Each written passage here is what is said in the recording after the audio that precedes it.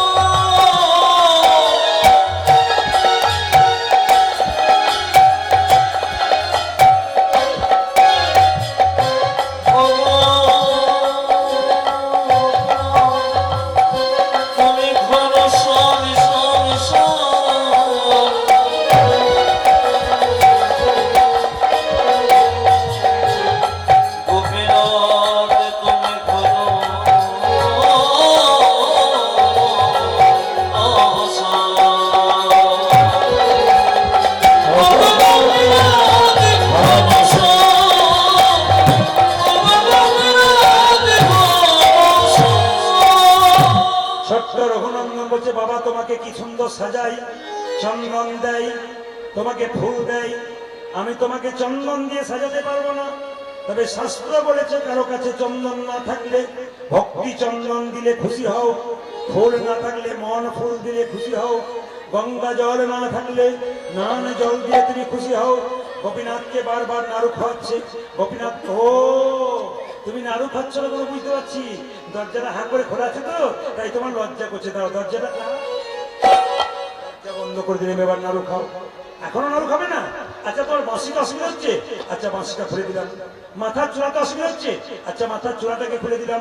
যেই না মাথার চূড়াটাকে খুলে দিয়েছে, গোপীনাথ নাড়ু খাও নাড়ু খাও বলছে। পাথরে গোপীনাথ নাড়ু খাচ্ছে না।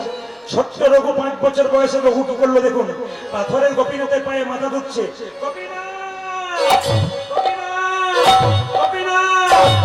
রক্ত আর চোখের জলে মন্দির ভেসে যাচ্ছে।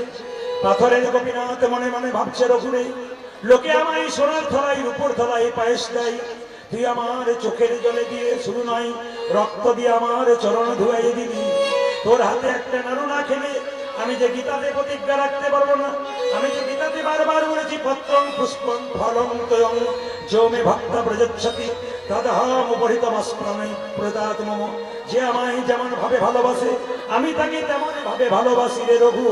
পাথরের গোপীনাথ পেছন থেকে হাত বাড়িয়ে বলল, রঘুনান দান নাড়ু দে,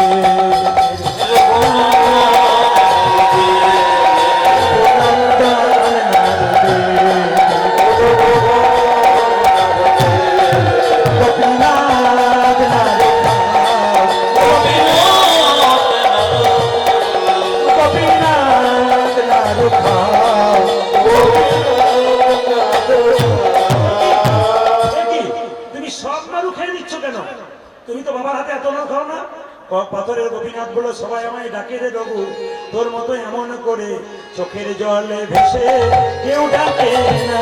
চোখের জলে ভেসে কেউ ডাকে না, চোখের জলে ভেসে কেউ ডাকে না, চোখের জলে ভেসে কেউ ডাকে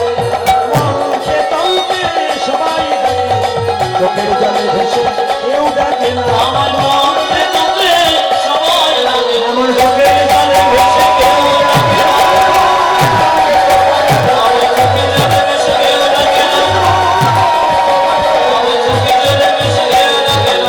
চোখের জলে ভেসে কেউ ডাকে না।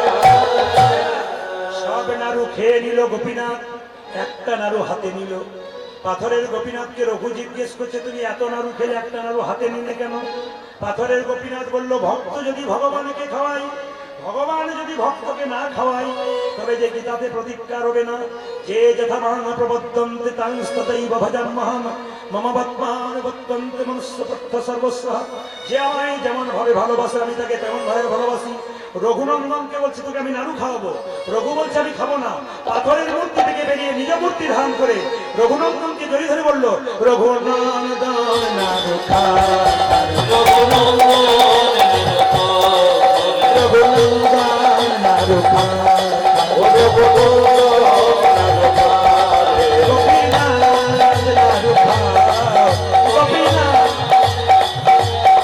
গোপীনাথ নারুখা।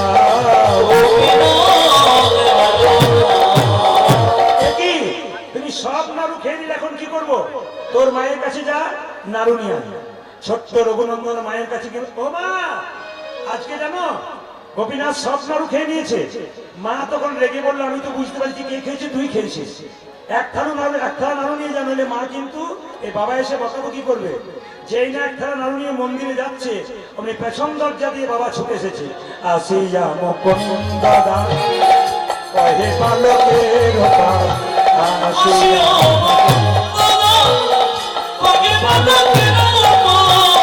প্রসাদন দয়া না দেখি, প্রসাদন দয়া না দেখি,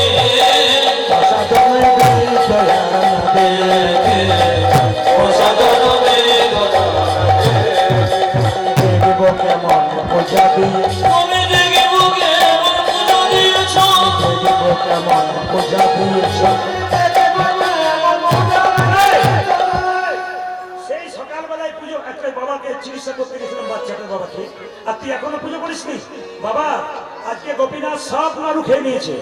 বাবা বললো, মিথ্যেবাদী কোথাকার, পাথরে গোপীনাথ নাড়ু খায়, তুই দেখাতে পারবি? হ্যাঁ বাবা, দেখাতে পারবো। ও মাইয়া, সবাই দেখান। পাথরের গোপীনাথ মন্দিরের ভেতরে আছে, বাবা দরজার আড়ালে দাঁড়িয়ে আছে। ছোট্ট রঘুনন্দন গোপীনাথকে বলছে, গোপীনাথ নাড়ু খাও, নাড়ু খাও, নাড়ু খাও। পাথরের গোপীনাথ যখন নাড়ু খাচ্ছে না, ছোট্ট রঘুনন্দন বলল, তুমি যদি নাড়ু না খাও, বাবার কাছে আমি মিথ্যেবাদী হয়ে যাব। গোপীনাথের গলা থেকে উন্নিটাকে নিয়ে ছোট্ট রঘুনন্দন গলায় ফাঁস দিয়ে আত্মহত্যা করতে গেছে। পাথরের গোপীনাথ মনে মনে ভাবছে, রঘুরে, আমার মন্দিরে কেউ যদি আত্মহত্যা করে, তবে আমাকে বিপদে বাড়ানো মধুসূদনে কেউ বলবে না। পেছন থেকে হাত বাড়িয়ে পাথরে গোপীনাথ বলল, রঘুনন্দন নারুদে, রঘুনন্দন নারুদে, গোপীনাথ নারু খাও, গোপীনাথ নারু খাও।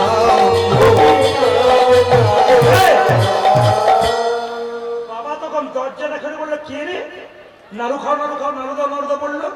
বাবা যেই না দরজাটা খুলেছে, পাথরের গোপীনাথ নাড়ু খাচ্ছিল, অর্ধেকটা নাড়ু পাথরের হয়ে গেছে।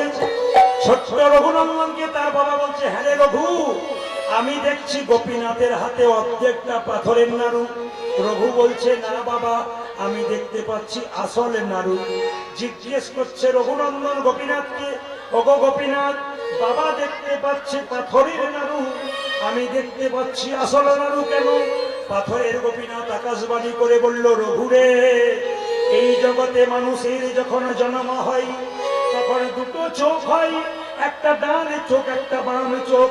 গুরুদেবের কাছে মন্ত্র নিয়ে আর একটা চোখ হয়, ওই চোখটার নাম জ্ঞান চক্ষু। তোর যে জ্ঞান চক্ষু উদয় হয়েছে, তোর বাবার এখনো হয় নাই। তুই তোর হাতটা তোর বাবার মাথায় দে, দেখবি আমি নাড়ু খাচ্ছি। যেই না ছোট্ট রঘুনন্দন তার বাবার মাথায় হাতটা দিয়েছে, অমনি কি দেখলো? তার বাবার মাথায় হাতটা দিয়েছে, দেখলো নাড়ু খাচ্ছে। হঠাৎ আপনারা যদি কেউ যান, এখনো দেখবেন অর্ধেকটা পাথরের নাড়ু গোপীনাথের হাতে আছে। অদ্যাপি খণ্ডপুরে অর্ধনাড়ু আছে বলে, অদ্যাপি খণ্ডপুরে অর্ধনাড়ু আছে বলে,